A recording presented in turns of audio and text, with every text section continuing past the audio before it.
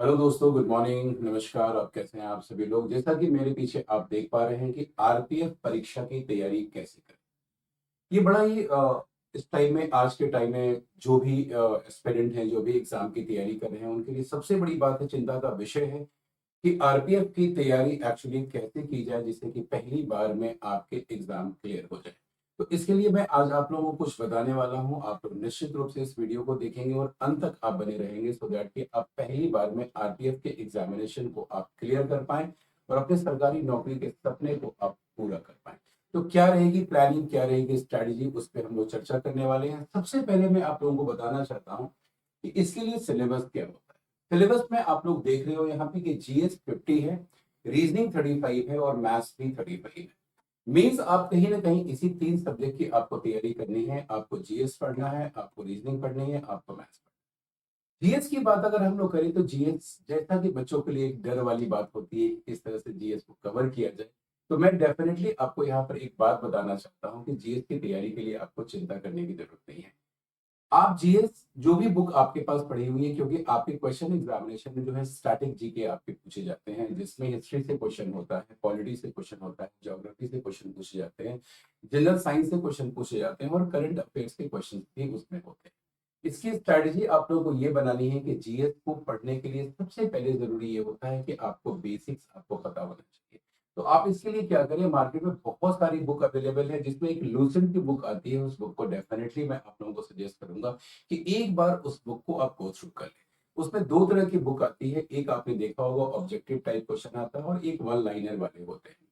आप कोशिश करें कि आप वन लाइनर वाली बुक को एक बार उसको पढ़ें आप लोग, और पढ़ने का तरीका यही होगा कि आप टाइम स्केड्यूल आप कर लें कि इस टाइम में आपको ये सब्जेक्ट्स आपको कंप्लीट करना है। इसके बारे में आपको बेस्ट तरीका जो बताना चाहूंगा, यही बताना चाहूंगा कि आप इसको टाइम कैसे आपको डिवाइड करना है, किस तरीके से आपको करना है, इसकी स्ट्रैटेजी क्या होगी, इसकी प्लानिंग क्या होगी। अब क्या है दिया हुआ कि कैसे करें कम समय में परीक्षा पास। अब सभी के पास टाइम 24 आवर्स का होता है, 24 घंटे का समय सभी लोगों के पास है, लेकिन 24 घंटे में हम किस तरीके से पहली बार में अपने एग्जाम को क्लियर कर सकते हैं, तो इसके बारे में मैं आप लोगों को स्ट्रैटेजी बताने वाला हूं। तो आप क्या करें, सबसे पहले ये देखें, आपको 8 घंटे अपने लिए निकालना है। देखो, सरकारी नौकरी अगर चाहिए तो आप जानते हो कंपटीशन बहुत ज्यादा है। 8 घंटे आपको निकालना है, लेकिन ये जरूर है कि जिस तरह से मैं आप लोगों को बता रहा हूँ, अगर उस तरीके से आप लोगों ने फॉलो कर लिया तो ये 8 घंटे का समय जो है ना, आपकी दुनिया बदल देगा। आपकी दुनिया बदल देगा ये 8 घंटे का। अब आप जैसा कि देखा आपने कि जीएस में 50, जीएस के लिए आपको टाइम जो आपको निकालना है जीएस के लिए, वो कम से कम आप 2 घंटे का समय निकालें। ये 2 घंटे आपको मॉर्निंग में देना। मॉर्निंग में इसलिए देने की बात कर रहा हूं मैं, क्योंकि मॉर्निंग में आपको अच्छी तरह से पता है एटमॉस्फेयर बहुत पीस होता है, कोई डिस्टर्बेंस नहीं होती है। इस टाइम में आप जो कुछ भी पढ़ते हैं आपको याद हो जाता है। तो 2 घंटे आप डेफिनेटली आप लोग जीएस के लिए निकालें। और जीएस के लिए और भी मैं आपको आगे क्लास में मैं आपको प्लानिंग बताऊंगा कि जीएस को अगर किसी को कोई दिक्कत होगी तो वो मुझे कांटेक्ट करेगा कि सर जीएस किस तरीके से पढ़े। लेकिन टाइम स्केड्यूल के बारे में बता दूं मैं, क्योंकि 50 यहाँ से हैं तो आपको कम से कम 2 घंटे का समय आपको जीएस के लिए देना पड़ेगा। रीजनिंग के लिए ज्यादा कुछ देने की जरूरत नहीं। रीजनिंग के लिए आप 1 घंटे का समय आपके लिए काफी है। 1 घंटे का समय अगर आप देते हैं, और रीजनिंग कहाँ से पढ़े, ये भी इंपॉर्टेंट है कि कहाँ से पढ़े। तो आप एक काम करें, मेरी क्लास भी यूट्यूब पर चल रही होती है, फ्री में क्लासेस आपको मिल रही है। आप आराम से आइए, एग्जाम ओरिएंटेड क्वेश्चंस मैं यहाँ पे कराता हूँ, नए नए तरीके क्वेश्चंस के बताता हूँ, सिंपल शॉर्टकट आपको सिखाता हूँ। तो आप एक काम जरूर करें कि आप रीजनिंग की क्लास के लिए तो आप मेरे पास आ सकते हैं, रीजनिंग की क्लास आप मुझसे ले सकते हैं। टाइम जो है रात के 10 बजे रीजनिंग की क्लास होती है, तो उस 1 घंटे में आप आकर अपनी रीजनिंग की तैयारी बहुत अच्छी तरीके से आप कर सकते हैं। अब आती है मैथ्स की बात। मैथ्स सभी बच्चों के लिए एक प्रॉब्लम वाला सब्जेक्ट होता है, यानी कुछ बच्चों को मैथ्स आता है, कुछ बच्चों को नहीं आता है, प्रॉब्लम ज्यादा होती है। इसे इसके लिए भी मैंने आपको 2 घंटे का समय आपको बताया कि 2 घंटे का समय आपको इसको भी निकालना है। अब इसके लिए आप क्या कर सकते हो, कहीं कहाँ से पढ़े, सबसे बड़ी सवाल ये है कि कहाँ से पढ़े।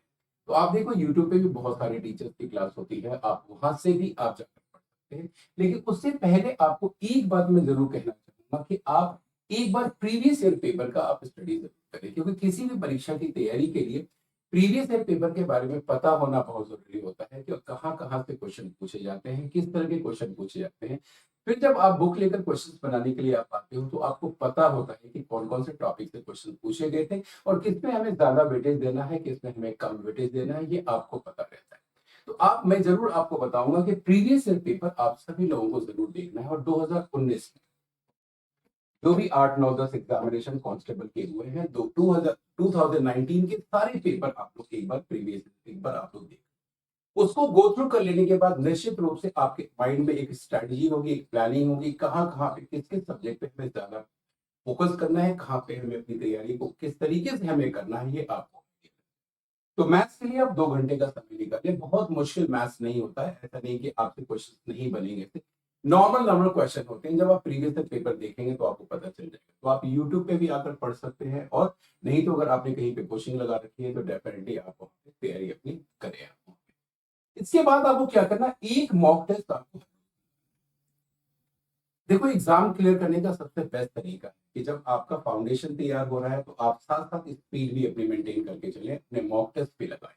तो मॉक टेस्ट के लिए आप किसी भी चैनल को आप देख लिए, यूट्यूब पे क्लासेस होती है या कहीं पर भी क्लासेस अगर चल रही है, जो आपको वर्कफुल लगता है, यूज़फुल लगता है, तो वहाँ से आप कर सकते हैं वहाँ पे। अदरवाइज़ मॉक टेस्ट मार्केट में भी अवेलेबल है, जो थोड़े कम पैसे लेकर आपको मॉक टेस्ट दे देते हैं और आपके पास बहुत सारे मॉक टेस्ट होते हैं, प्रैक्टिस करेंगे तो डेली आपको 1 घंटा आपको मॉक टेस्ट के लिए कर देना है। अब प्रीवियस पेपर की बात मैंने इसलिए आपको कही थी कि 9 और 10 कांस्टेबल के 2019 में जो भी एग्जाम हुए हैं, उसके एक प्रीवियस पेपर अगर आप डेली करते हैं तो प्रीवियस पेपर जब सॉल्व होने लगता है तो आपको कॉन्फिडेंस आता है कि मैं अब इस एग्जाम को कर सकता हूँ, मेरे से एग्जाम अब क्लियर हो सकता है। तो ये प्लानिंग आपकी रहेगी, इससे आपको बहुत ज्यादा आपको फायदा मिलने वाला है और निश्चित रूप से मैं आपको कह सकता हूं कि अगर आपने इस स्केड्यूल को फॉलो किया जिस तरह से मैंने आपको बताया, ये 8 आवर्स अगर आप यूटिलाइज करते हो अपने लाइफ के तो ये डेफिनेटली आपकी दुनिया बदल देगी। आपके सपने जो है गवर्नमेंट जॉब में जाने का वो निश्चित रूप से पूरा होगा। अधिक जानकारी के लिए 9911418573 पे आप मुझे मैसेज कर सकते हैं। किस तरह से पढ़ें, कहाँ से शुरू करें, इसकी जानकारी मैं आपको अ, जब आपके मैसेज आएंगे तो उसमें डेफिनेटली दूंगा और अगली वीडियो में मैं आपको बताऊंगा कि जीएस की प्रिपरेशन कहाँ से करना है, कैसे करना है, किस तरीके से, क्योंकि ये बहुत बड़ा सवाल है बच्चों के बीच में कि जीएस को कैसे पढ़ा जाए, किस तरह से स्टार्ट किया जाए। तो आज मेरे ख्याल से जितनी जानकारी मैंने आपको दी है, ये जानकारी आपके लिए बहुत बेशकीमती है। आप डेफिनेटली अगर इसको फॉलो करते हैं तो आरपीएफ का आने वाला एग्जामिनेशन जो है उस एग्जाम में, क्योंकि 4000 पोस्ट है, 4000 बहुत होते हैं। आप अपने एग्जाम को निश्चित रूप से पूरी मेहनत से आप तैयारी अपनी करें और अपने एग्जाम को निकालें। अगली वीडियो में आप लोगों से मिलते हैं। Thank you so much. जय हिंद दोस्तों।